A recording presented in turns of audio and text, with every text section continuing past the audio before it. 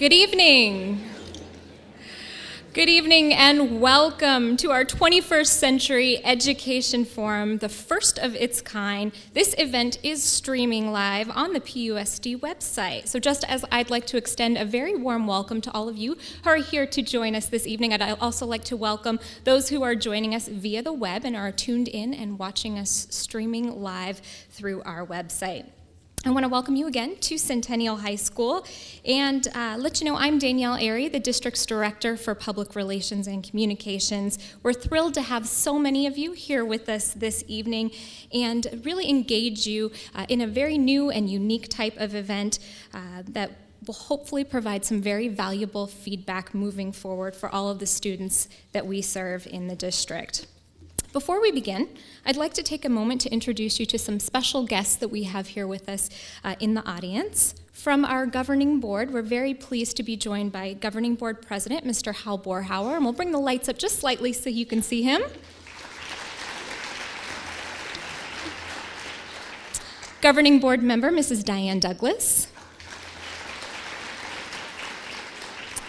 And unable to join us, Governing Board Clerk, Mrs. Kathy Connect, members Mr. Joe McCord and Mr. Eddie Smith, but they do certainly send their regards. Also here with us this evening is our superintendent, Dr. Denton Santorelli. Deputy Superintendent, Dr. Heather Cruz. Our Chief Financial Officer, Mr. Michael Finn. And in addition, almost all of our administrators, directors, principals, assistant principals are here with us this evening. I'd like to have all of you stand so we can recognize you as well, please.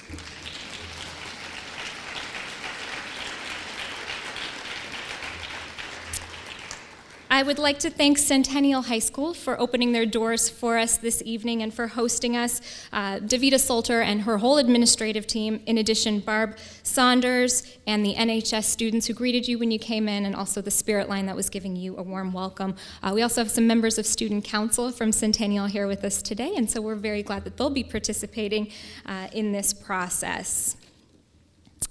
Now, this event would not be streaming live without some very dedicated folks in our technology team, and I'd like to thank them and Mr. David Colley for all of their help with this.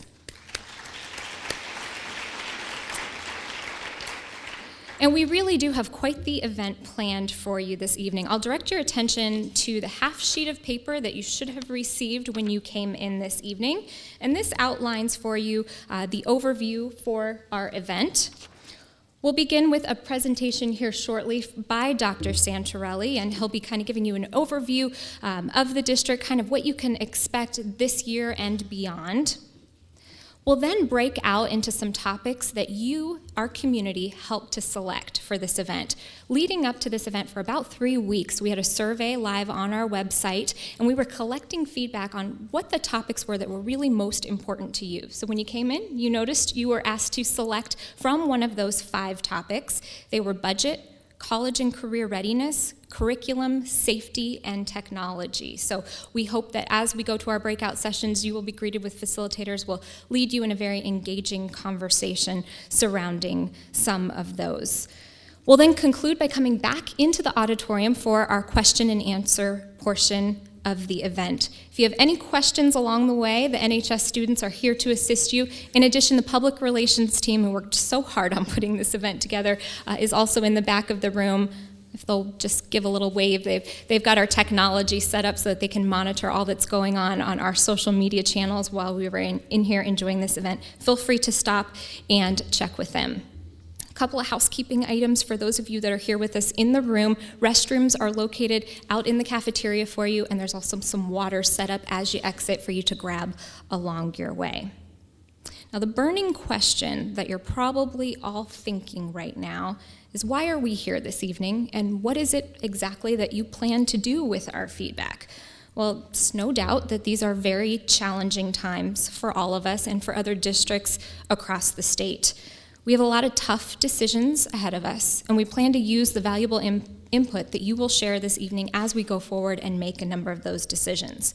We'll also be compiling all of this feedback so it's available to you on our website. We'll be rerunning this broadcast for you on Channel 99 and make it available to you on the website.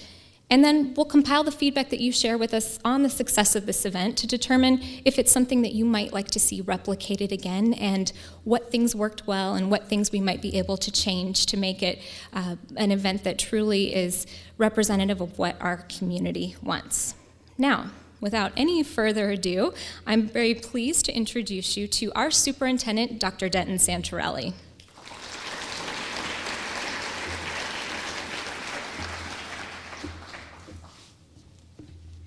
Well, thank you very much, Danielle, and thanks to all of you for being here this evening. As Danielle alluded to, we certainly are experiencing unprecedented challenges in all segments of our society. And when we face challenges like we face, it's all the more important that we collectively look at new and better ways to deliver what we are trying to accomplish here in the Peoria Unified School District. I'll take about 10 or 15 minutes and walk through just some background information for all of you this evening before we break out into our smaller groups. Interestingly enough, I happened across a press release out of the governor's office earlier this week, and Governor Brewer declared the month of November Public Engagement Month. So we appreciate her following our lead here in Peoria, and we appreciate you being here with us this evening. We've also gone down the path of involving social media in ways that we've never done in this district in the past. And as Danielle said previously, the topics that have been selected this evening are very much topics that you have guided us to talk about, topics that you believe are important to the future of our school district. I'd like to flip through a couple of slides here.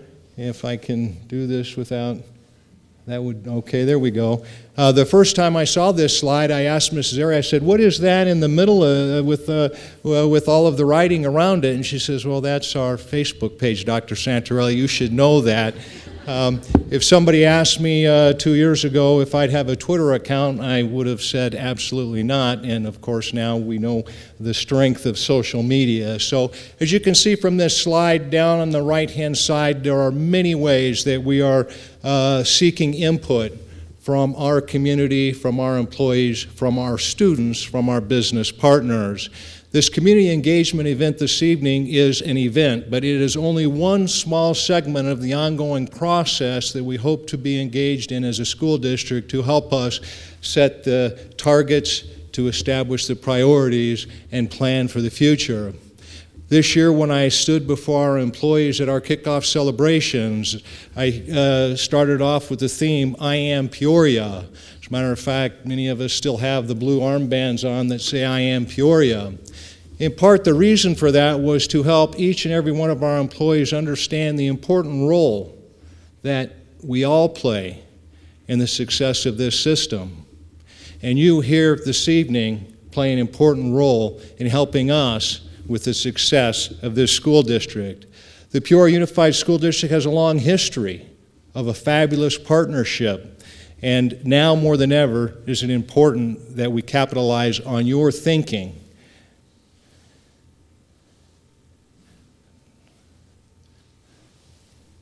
This is the results of the feedback that we received from literally hundreds of community members about the topics that are important for us this evening, and we've selected the top 5 from this list of many. And I don't know if you can see that clear in the back, but the top 5 that come from this feedback are budget, and certainly with the challenges that we face as a country and in the state, and certainly in our personal lives, budget is a high priority for all of us. And as you all know, we define much of what we're able to do, and then we try to establish the resources that align with those priorities. The second area is curriculum. Many of you are aware of the fact that there's a national movement around this Common Core idea. And certainly as we try to prepare our students to be competitive in a global economy, we want to make sure that our curriculum is aligned to help them with success beyond high school.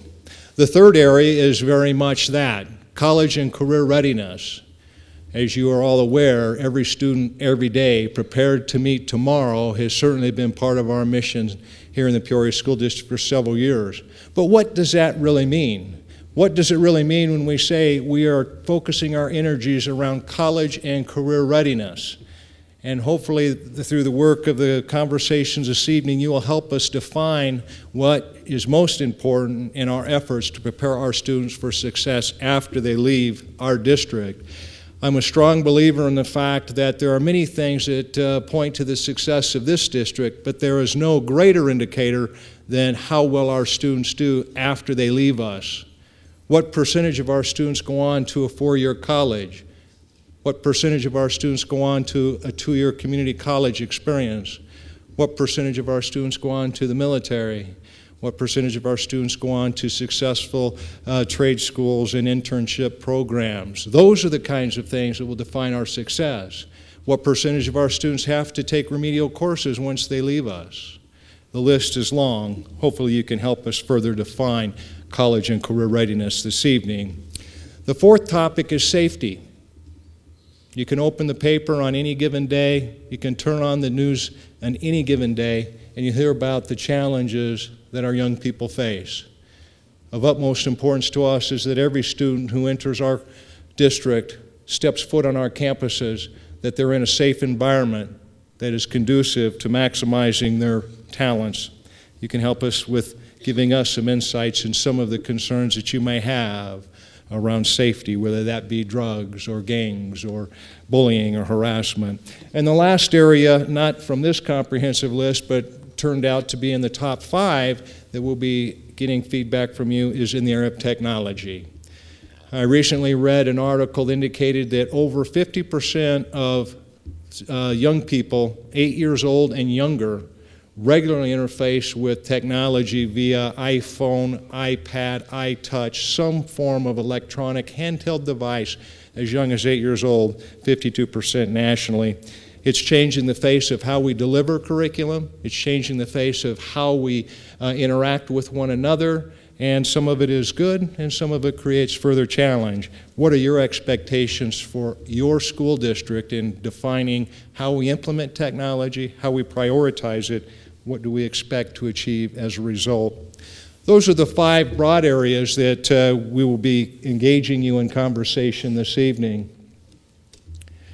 As I look around the room and saw you enter, there were many, many familiar faces, and so it's great to see those of you that have been connected with the district for any length of time, but I also noticed there were many unfamiliar faces. So just a brief overview of our district. As you can see from this slide, we are a district of some 36 to 37,000 students, broken up into 40 schools, 7 comprehensive high schools, 1 alternative high school.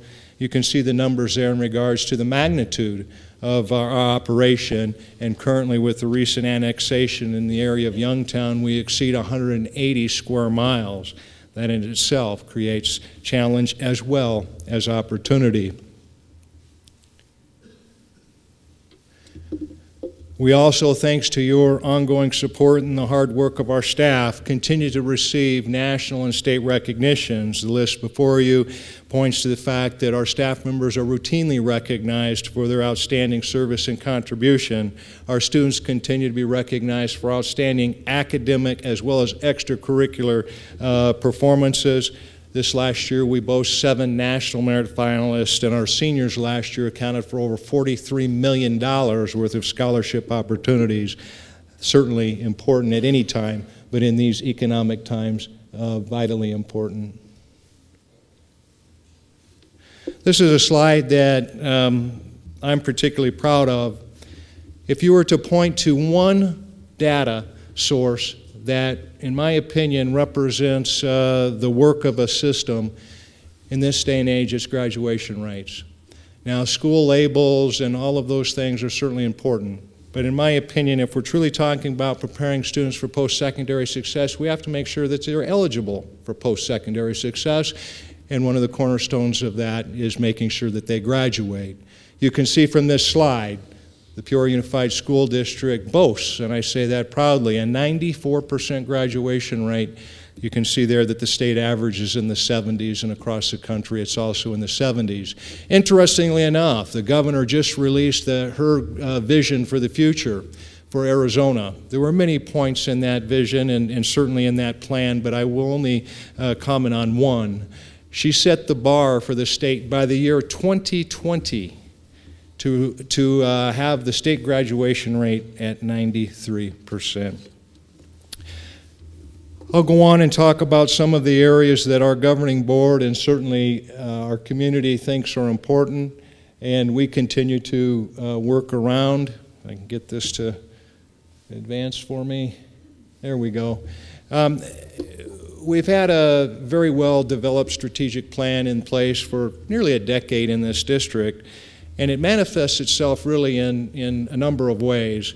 We all know that the strength of our system is in the strength of our employees. So the first bullet there emphasizes the fact that we place a high priority on our ability to attract and retain and develop staff. The second bullet is very indicative of really part of what we're talking about this evening, engaging our community in strong partnerships. We believe we need to use data and use the right data. And above all else, we believe that our students will be successful if we personalize the learning experience tailored after their needs, tailored after their aspirations, tailored after the things that they want to accomplish. And certainly in these times, it's paramount that we continue to be as sound as possible in the management of scarce resources.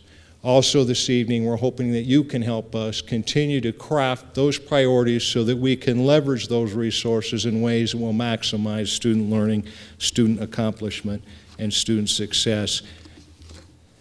We are facing several challenges, many of which you are very, very aware of. We are certainly continuing to ramp up our efforts in the area of quality instruction. This manifests itself in a lot of work, but part of it is anchored in the development and the implementation of a teacher evaluation and support system around quality instruction.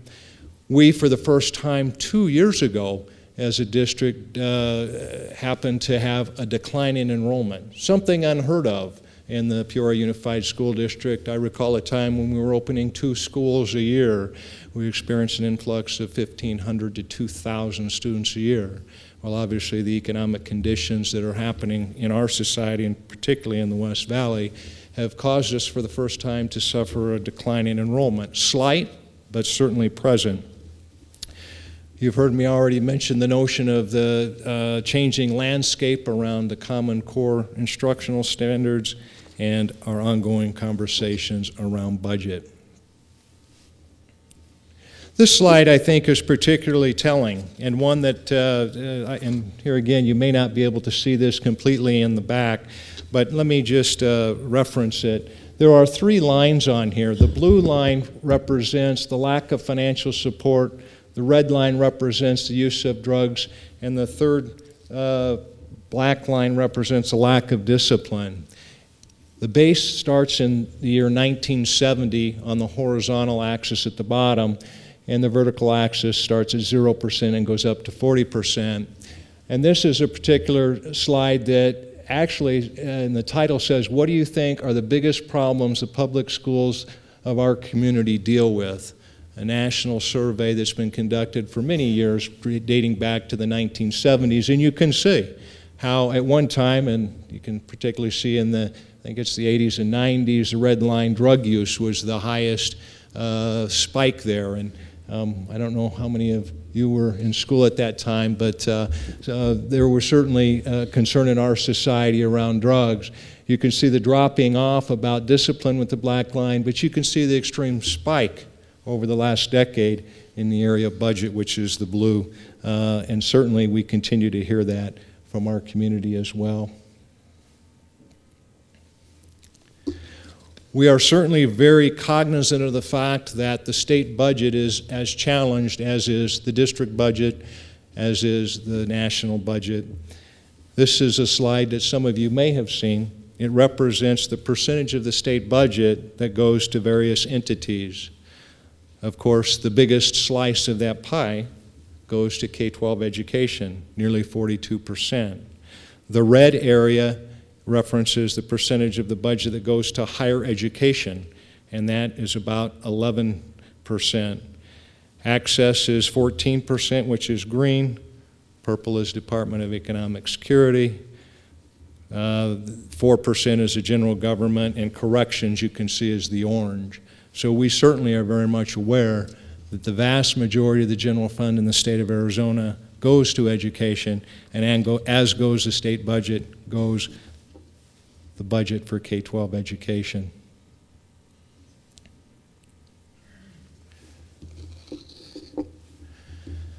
We also in this district take opportunity to invite our community into our schools on an ongoing basis. Several times throughout the course of the year, we host what we call a Patron Tour. And as I saw you come in, several of you have joined us on those Patron Tours. There's kind of a misnomer that goes around that, you know, school hasn't changed in 100 years. And I challenge that. And certainly the kinds of things that are happening in our classrooms are very reflective of the changes that have occurred in education, the changes that are occurring to help students have a high level of rigor as well as an importance on the relevance side of that conversation. This list just represents several of the many things that we're involved in with signature programs that gets at personalization, our partnerships with the universities and colleges, career and technical education, our university partnerships, and this whole notion of 4+1. Under our current system, our students can achieve over a year and in many cases 2 years worth of college credit taking dual enrollment and advanced placement courses while they're in school as a freshman through senior in the school district. And I'll close with this slide before we break to the probably the most important portion of the program. Recently, one of our board members was traveling around the district, and she happened to cross a new community in the Readiness area, and they had this sign right out in front of their model homes, and you can see it says Peoria School District with an exclamation point. We take great pride in the district, but certainly we know that that is only allowed, our successes are only allowed as a result of your support and the hard work of our teachers. With that, I am going to conclude my portion of the beginning of this, and I'd like to once again thank you in advance for being here. Thank you for your good thinking. Mr. Zeri will give us some further instruction in regards to the breakout session. So thank you again for being here this evening.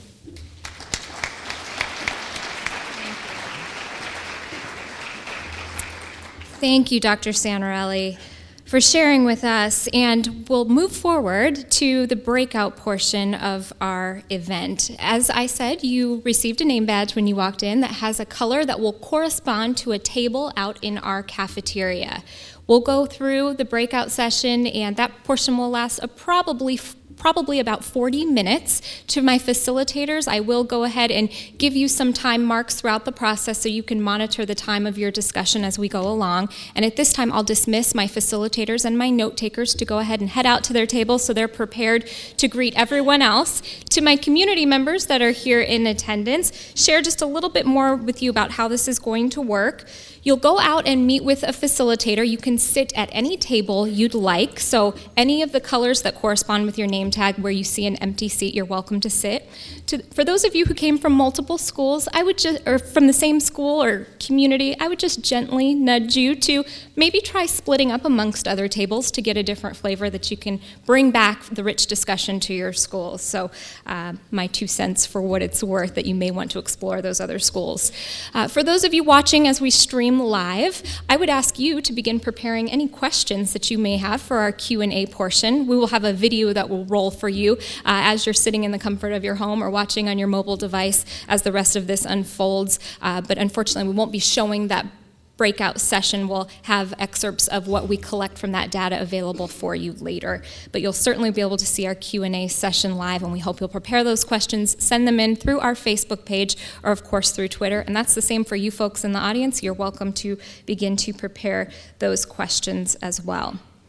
Well, at this time, I will go ahead and dismiss you out into the cafeteria, and we'll see you back here in just a few minutes.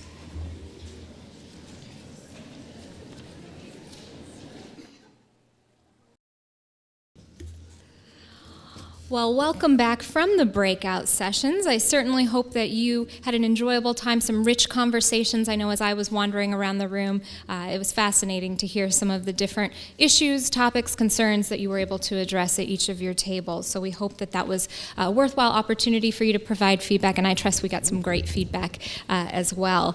I want to call your attention, if you do still have the agenda form that you received on the way in, if you hadn't discovered yet, on the reverse side of that agenda is a feedback form. This is an opportunity for you to weigh in particular on this event, what you thought about it, maybe what was missing that should have been included, something we did well, something you'd like to have added in the future. We certainly want to take your feedback into consideration, and we'll be collecting these on the way out. We'll have volunteers, so if you want to fill them out for us, we'd appreciate it. This is also your opportunity to weigh in, maybe on one of the breakout sessions that you didn't have an opportunity to weigh in on. Maybe you sat in the budget section, but really you have a burning question as it relates to technology. Feel free to share any feedback or questions that you may have on the form there. And again, you can always turn it in to the volunteers on your way out or to the public relations table that is back in the corner.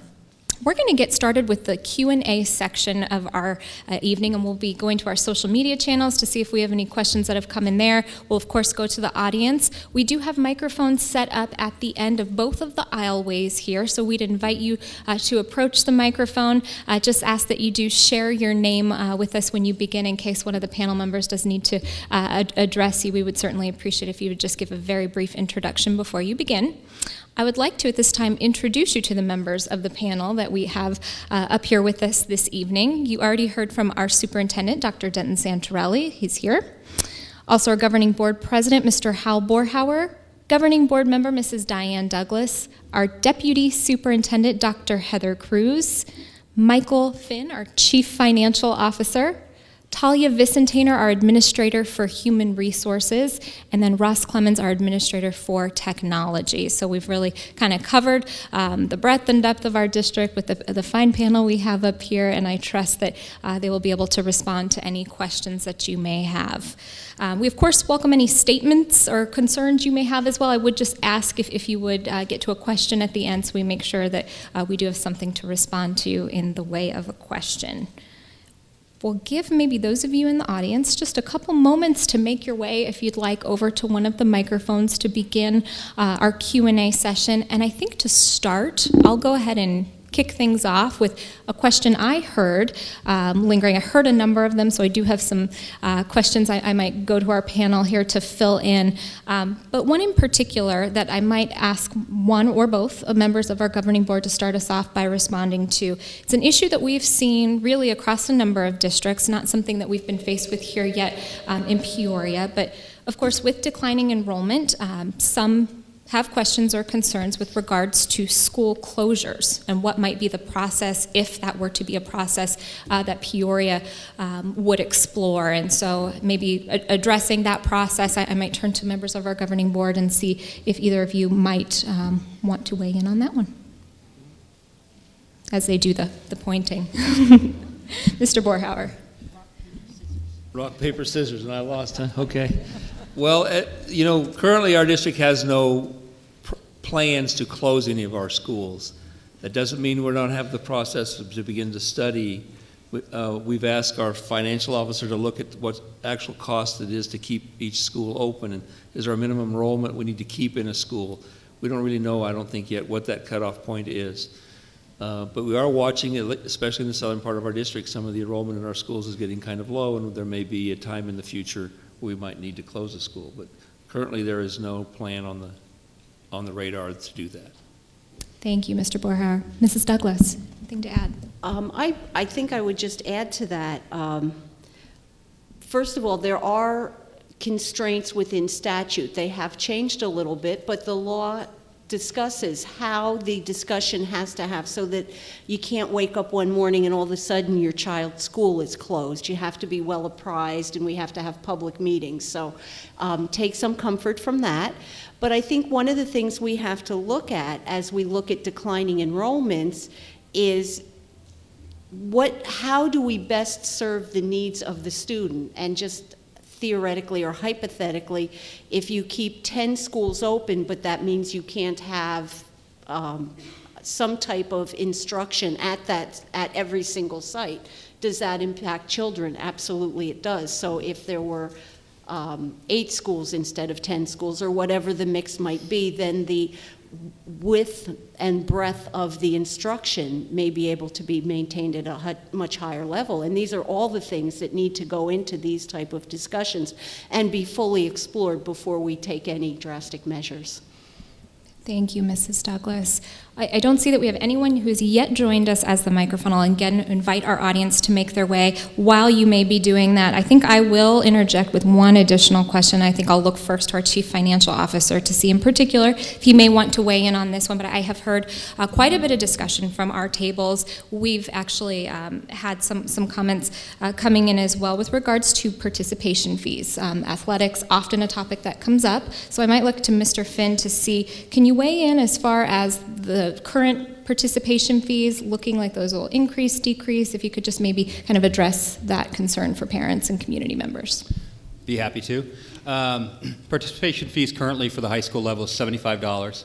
That does not cover all of the fees, or I'm sorry, all of the expenses associated with extracurricular activities.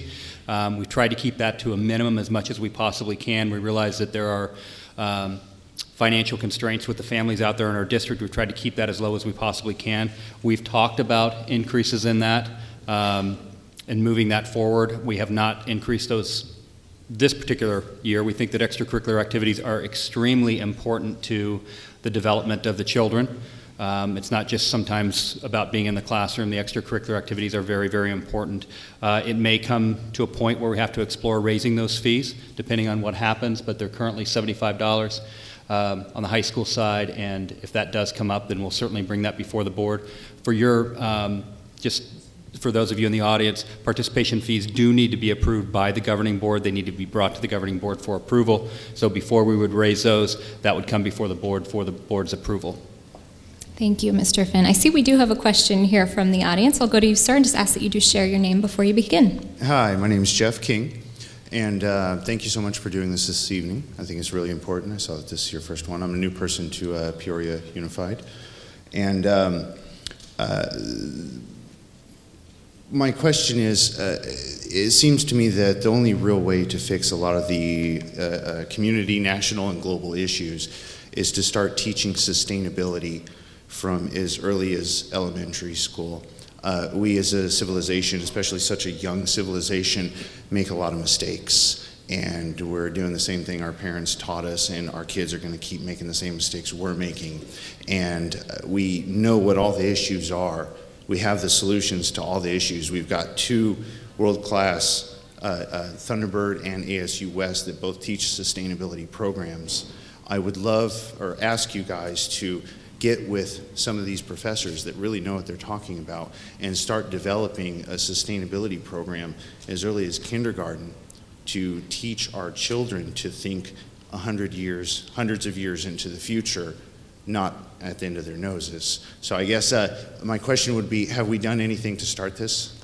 Great question. I'll look maybe to see Dr. Cruz if you want to weigh in regards to teaching of sustainability. Certainly. I can tell you that we do not have sustainability in and of itself as a program. However, when we look at our new 2010 standards, they do look at a lot more in-depth and problem-solving approaches, so it's a lot less of the discrete information that perhaps you and I have known from when we have been in school. They are far more rigorous. There's a lot more depth as opposed to many, many standards.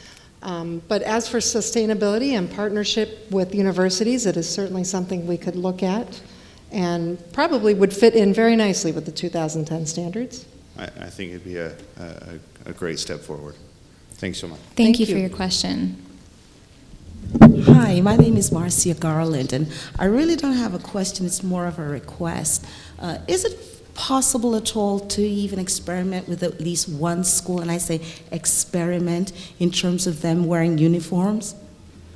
Great question, and I think I will turn it over. Dr. Santarelli, would you like to address that? I'd be glad to. First of all, that's a great statement and question. Can you hear this in the back? No? Try this one. That's a great question, and not one that we haven't heard before. As recently as 2 weeks ago, I had one of our principals float that topic my way. Our current situation is that in this district, we believe in empowering our individual schools. And if there is enough interest and effort, the board has historically said that they would be open to entertaining that. This idea of one size fits all, we really, we believe there are certain things that need to be standardized across the district. We also believe that each individual school should have some autonomy.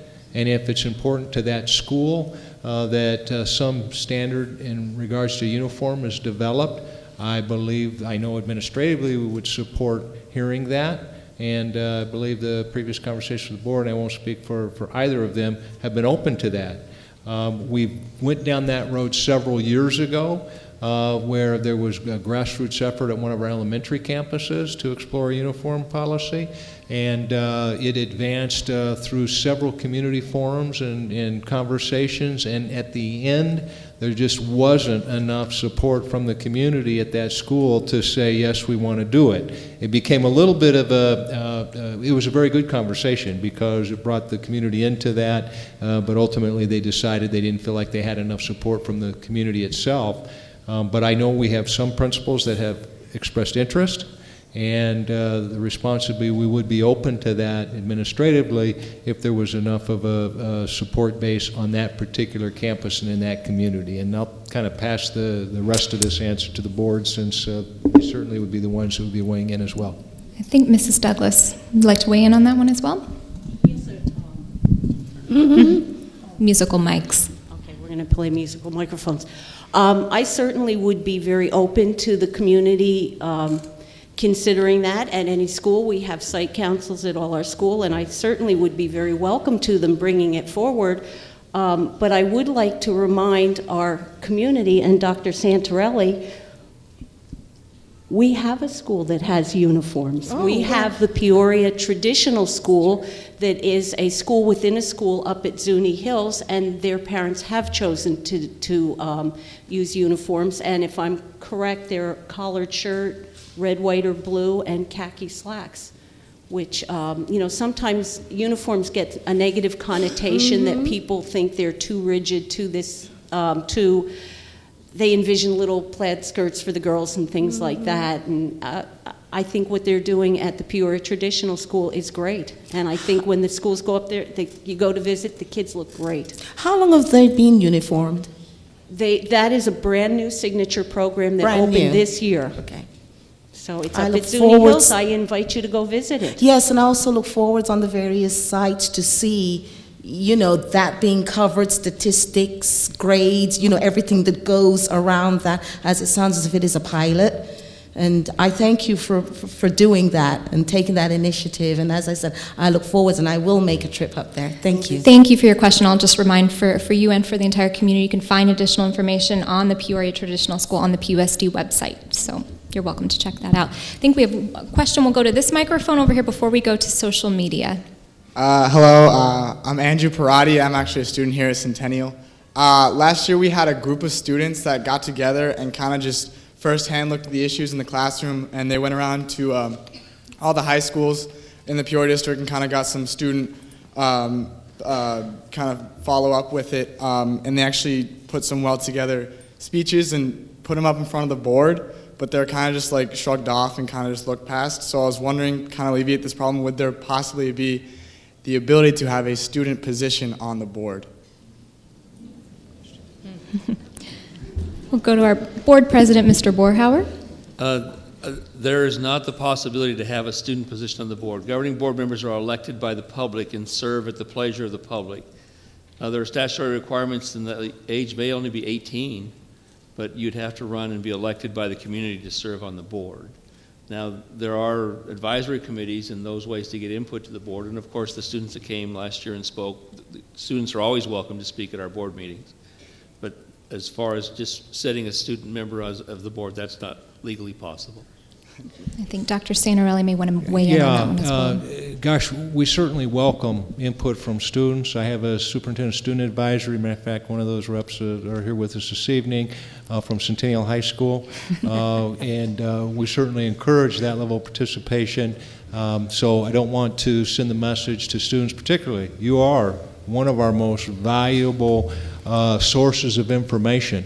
Nobody else is walking in your shoes, and so you can provide me and us with great perspective. So please know that if there are opportunities that we're missing in regards to getting input from students, I'm open to it, and we certainly will continue to meet with our student reps that we have in place. But please, if you've got other ideas, let me know. I'd be more than interested. Thank you. Thank you very much. Question. Thank you, Andrew. I think we'll go at this time. I'll check in with our team in the back and see if we've had any questions come in via Facebook or Twitter that we might want to share. Hi, Danielle. We did get a question in on Facebook from a concerned citizen, and I'm going to summarize it. She is asking about a rumor of outsourcing janitorial staff, if someone can address that. I'll look to Mr. Finn on that one. Thank you. There has been a request to look at outsourcing in a number of different areas. Four in particular was custodial, maintenance, transportation, and food services. We will be coming back to the board, the governing board, in the study session on November 22nd to review some of those recommendations. So the short answer to that question is yes, we have been asked to look at that. We've heard from site councils, we've heard from study group sessions, we've heard from numerous people what their concerns might be with that, and we've heard that, we've listened to that, and we'll be bringing our recommendations to the board on November 22nd in the study session. Great, thank you.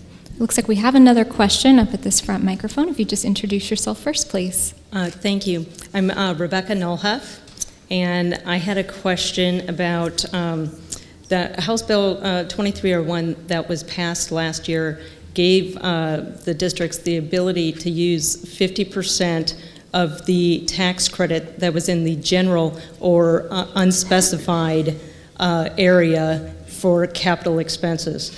There was an article that the Scottsdale district did that and put $200,000 into the capital expenses. What is Peoria doing, and what have we done so far with that?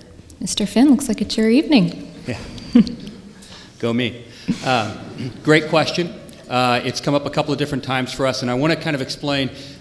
It's a little bit more complicated than just the 50% that was in that general fund.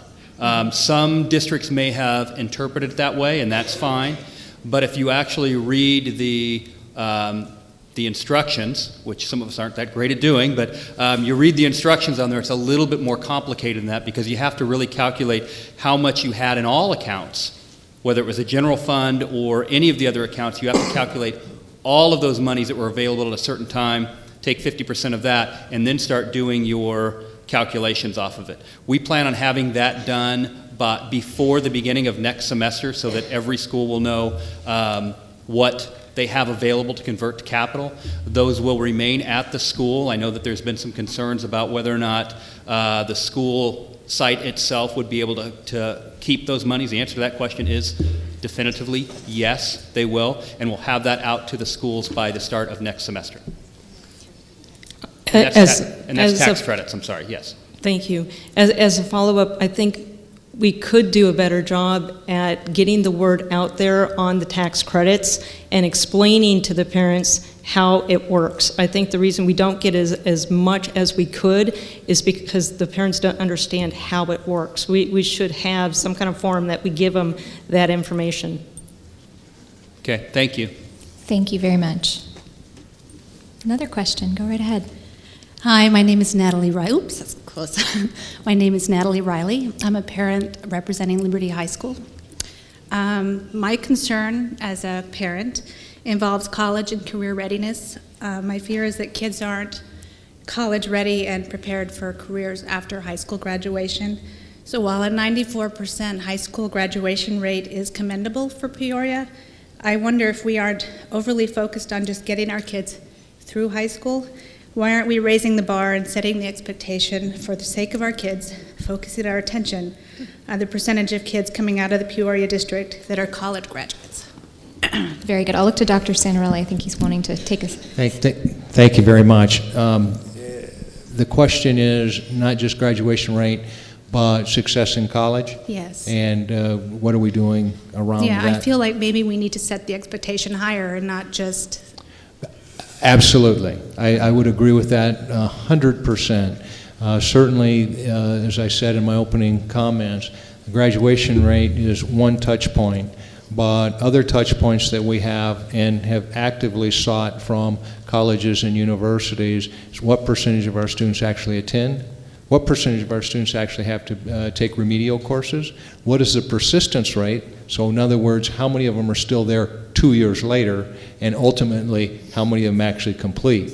We track that information by Maricopa Community College, as well as primarily the in-state universities. It's been a little more difficult to get that from the out-of-state institutions, but those are real touchstones for us in regards to how well we're preparing students. I'll give you just one quick example as an offshoot of that. 2 years ago, in partnership with ASU, we discovered that our remediation rates were higher than what we had expected in freshman English at a four-year institution at ASU.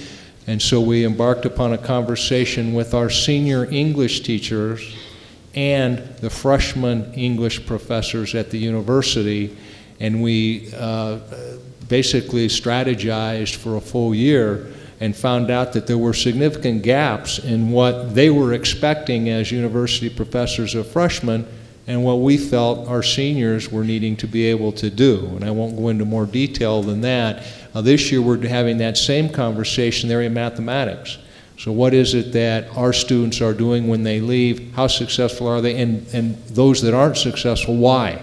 And we've tapped the university professors to help us with that conversation. So I agree with you 100%. Your statement is right on target, and part of the purpose here too this evening was to help us further define what are those expectations and how can we measure them and report them and ultimately be held accountable for those kinds of things. I could go on and on. We also do a 1-, 3-, and 5-year graduate survey.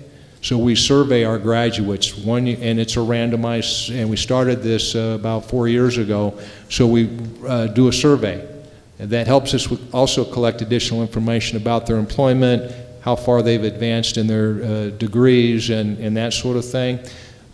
So we're reaching out in new and different ways in order to quantify that information. Okay. I hope that answers your question. Thank I you. kind of rambled a bit. Thank you. If I had $1 for every time Dr. Santarelli said how we measure our success is what our students do when they leave us, so know that it is something certainly very, very important. Looks like we have another question. Hi, my name is Francisca Medina, and I just wanted to know how safe are sports programs, PE and music, band? Are they, I know we're having hard times with budget. Are there any plans to cut them, or are they safe? They're going to rock, paper, scissors up here again. It looks like Mr. Finn and I once again. We have what we're working on right now is a 3 to 5 year plan, and some of the things that we're facing. First of all, we have some priorities in mind for our 3 to 5 year plan, which include salary enhancements for our employees that haven't had any raises or increases in the past 4 years. So we're looking at ways that we can reduce some of our spending. PE, music, art right now are not on that list of things that we want to go look at. I don't want to get too far ahead of my study session with the governing board for the 22nd. Sneak preview, right?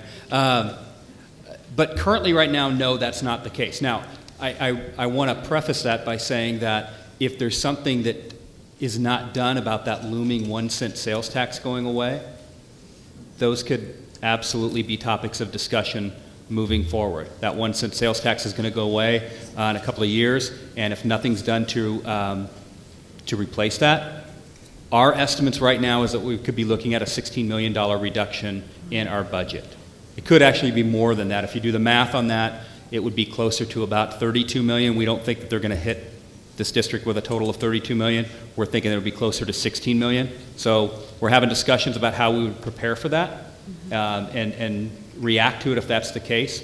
But we're kind of hoping that that's not going to be the situation that we're facing. So the short answer to your question, which I've made very long at this point, is currently no in the very near future, but with that looming 1 cent sales tax, it could absolutely be a topic of discussion. Thank you. You're welcome. I'll go to the team in the back, see if there was anything else we needed to include from Twitter or Facebook. Make sure we share. Thanks for checking in. If you could help address why some schools have more technology than other schools, that's a question that was just recently posted. Mr. Clemens, would you like to address that one? Difference in technology in some schools have more than the technology in others. It's an excellent question, and I appreciate the opportunity. I think we may need to adjust Mr. Clemens' microphone, make sure the audience can hear. We know Mr. Finn's works, that's for sure, so we can pass that down. We'll just get Mr. Finn's. Again, thank you for the question. The district provides a level of technology to all the schools, but the schools also have the opportunity to make choices at their schools for capital spending, and some schools choose to spend money on their capital money on technology.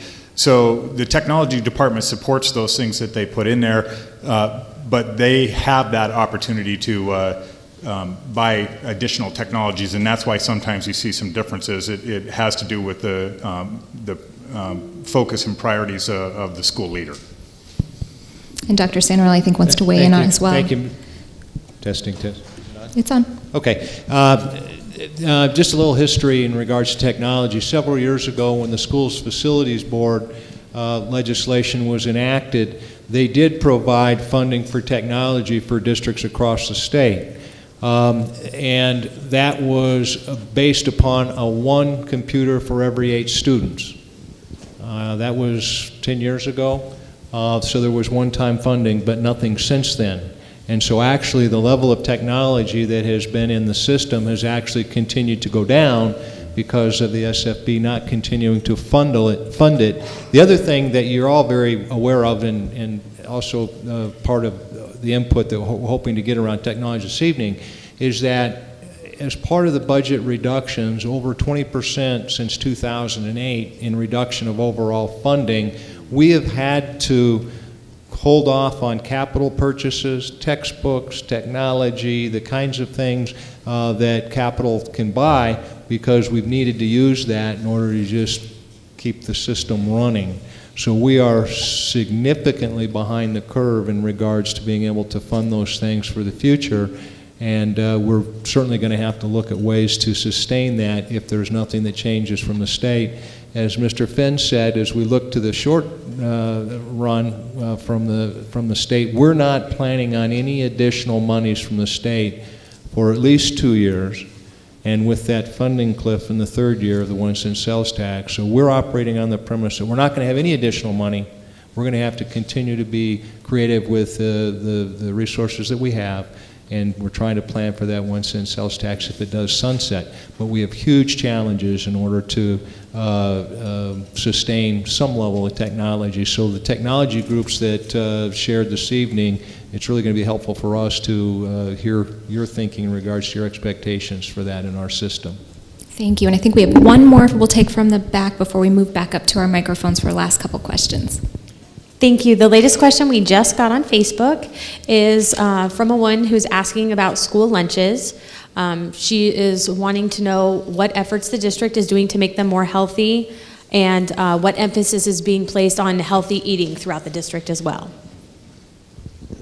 Anyone want to rock, paper, scissors for that one? I'll take it. Again. Certainly nutrition is very important to us, and I know that Willie Gentry, if she's not here today, I'm sure that she wishes she would be here to address that question. It's extremely important to us on the nutritional side. There are very strict requirements that that we need to follow with respect to those school lunches, and I think Food Services does a very, very good job of that. I know Willie is very, very receptive to the community if there are questions or concerns, and for specific issues, I strongly recommend that you reach out for Ms. Gentry and have that conversation with her, because I know she'll be very receptive to it, but it's extremely important to us that we have nutritious lunches there, and there are a lot of guidelines that we need to follow, which we do rigorously. I'll point you to just a couple areas as a follow-up on that for anyone who wants additional information on that question. We do have a section of our Menus and More publication that comes out every month that is drafted by our Food and Nutrition Department, so they are always sending in tips for parents as far as healthy eating and nutrition, and then additionally keeping our website current with additional information. Number of our schools participating in that Fuel Up to Play 60 program and encouraging a lot of healthy eating around that. We've seen much success through that program, so very big concern. I have two folks here who have been very patiently waiting, so we'll go to you first, Miss, and ask that you state your name, please. I'm Cynthia Young, and Mr. Finn, you might want to pick the microphone back up. In addition to the question about the extra activities being cut, I had kind of heard that possibly PI would be cut. Is that kind of like throwing in, like, we need your money kind of a threat? Or is it our intentions, because I would like to do a plug for, and I lost my notes, for the schools that have just recently opened this last year. I did see in the plan that was first presented to us that it's a personal success plan for success. We want it for each individual student, and that seems like almost impossible to do. But I do see it being fulfilled in the program that my children are attending over at Apache. And I do see success coming from other schools that are likewise doing those kinds of things that are geared towards a different way of learning, or something that is geared towards their interest. Is there a thought in the works in our 3 to 5 year plan for more of those types of programs?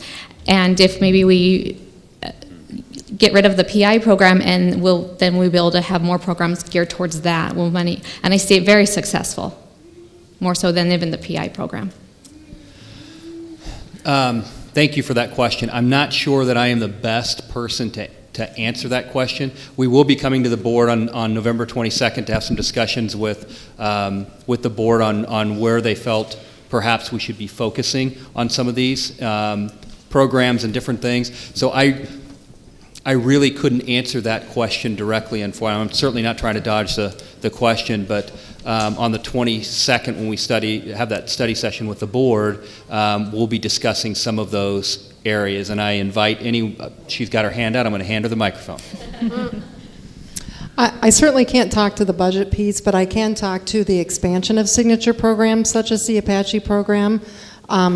We also have a program very much like that in the southern part of our district at CCDI program located on Copperwoods campus. So the Apache program is new.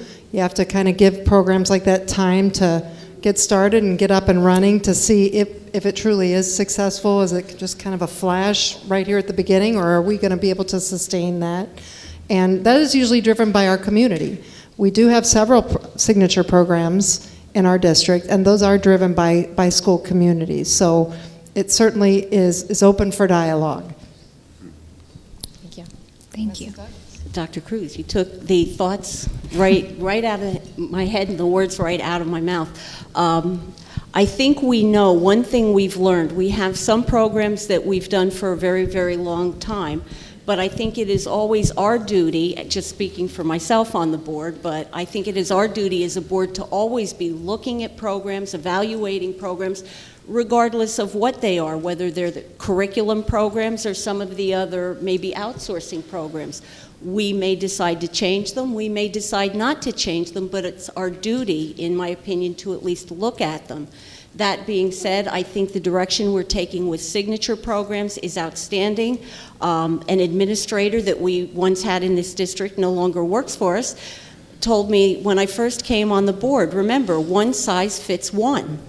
And we have a lot of different students. They have a lot of different needs in a lot of different ways. And I think one of the great values of the signature programs and reevaluating things is that we can find ways to meet students' needs.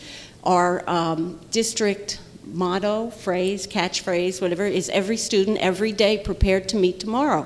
Well, if we truly mean what we say, then we need to find ways to meet all those different needs, and I think the signature programs are a great way to do that. So I hope we keep looking at all kinds of different ones, and I hope our community keeps coming forward to us and saying, these are the things we think our students need, and let's look at ways to partner and develop programs. Thank you, Mrs. Douglas. Sir, you've been so patiently waiting, so I'll invite you to the mic to take your question. Thank you. My name is Jim Delatoso. My daughter, Savannah, attends Canyon Leadership Academy, and I want to thank you all for allowing or starting or initiating such a program to be here. And I'm really pleased with the education that she has gotten. I am surprised at what she has become as a 12-year-old child, an adult. And my questions, a lot of them were answered just by me listening to other people's questions. Precisely what I'm interested in is the element of expanding the learning to include maybe using the tools of distance learning, or we know of University of Phoenix Online. My daughter introduced me to MIT Online, which is 3,000 classes that are free online, and said, well, wouldn't this be good, Dad, as you're trying to help me with my homework, my math? And I was not very successful that day in helping her with math. So my question is, what are we looking at down the road in the reality of technology? Great, I've got a computer in front of me, my daughter's got a computer. The content, is that going to be created here in the school, maybe to be repeated over and over? Are we going to have books digitally on Kindles? What is that going to be so that we can support kids coming, my daughter and others coming and saying, well, you know, I'm not just playing on Facebook. I have things that I'm doing on Facebook. It is the 800-pound gorilla that was right up there in the corner that was asking us these questions. So I don't know if I've asked and answered my own question. Hopefully, you're going to be able to tell us a little bit more about the future. I think we're hearing exactly what you're saying, sir. I think Dr. Cruz has a great response for you. Well, and I think I'll tease two questions out of all of that. First, the opportunity to look at different delivery modes for instruction via distance learning, blended learning, et cetera. And that is most definitely something that we are using right now. We have a very robust eCampus program with online learning for our high school students. We also utilize distance learning. And certainly as the needs of students increase and resources decrease, those certainly are things to take a look at to be able to meet those individual needs of students in a very creative way. The second piece I heard was the use of technology to use in the classroom and ways to bring resources from outside. And most certainly, we need to explore that more. We need to meet our students where they live, eat, and breathe, which is in a technology world. That's how they function. Facebook is part of their world. We certainly need to incorporate that into their learning. That's just how they operate. So that is something that we need to explore further. Certainly the uses of digital textbooks, open educational resources, something like MIT Online, absolutely. Those are new resources that are becoming available and are being evaluated as we speak. So most definitely, and I think you'll see those coming in the future. And just to add to that, we have a standing technology steering committee that I meet with every 2 weeks, and they're constantly bringing ideas as to how we can leverage technology for learning. Just recently, we've piloted iPads in the classroom, the iPhones in the classroom, and they're on a small scale right now, but what we're trying to do is gather information as to how we can leverage technology to enhance learning. This whole notion of, and it came up in the group that I happen to be involved with, and I'm sure in others, how can you offer rich programming with limited resources, and you have 7 different campuses at the high school level, and you may only have one AP chemistry teacher that teaches a dual enrollment. And so blended learning is something that we're also piloting on a couple of campuses this year that will allow students to actually receive that at their home school. We all know that high school students would prefer to stay on their campuses. We know they'll travel if necessary, but they're really comfortable on their own campuses. So if we can bring some of that to them via technology, that will also help to support what we're trying to do. Thank you, Dr. Santarelli. Well, I know our time is winding down. We certainly want to be respectful of your time for the folks here in the audience. If we have any questions that came in over Twitter and Facebook that we haven't yet had an opportunity to get to, rest assured we will respond to your question. In fact, we plan to respond to any of the additional questions that you write in on the feedback forms that you complete. So if you haven't yet had an opportunity to do that and you're here in the room with us, I welcome the opportunity for you to fill this out, please, and share your additional feedback with us. We want to thank you so much for your time this evening, so much for sharing in so many of the discussions. I want to thank my panel for your responses to all of those good questions, and remind you again that we do plan to take everything that you've shared with us, infuse it into our future planning. You heard Mr. Fenn mention a couple of times our November 22nd study session and board meeting that will be discussing, in essence, a number of the topics that you've weighed in on this evening. So, of course, those are public meetings, and you are always welcome to join us at those meetings. That will be at our District Administration Center. Again, we'll compile everything we received today. We'll make it available to you on our website. The video will rerun on our Cox Cable Channel 99 station for you as well. I want to thank you again. Thank you to my panel. We really appreciate it. Drive home safely. Thank you.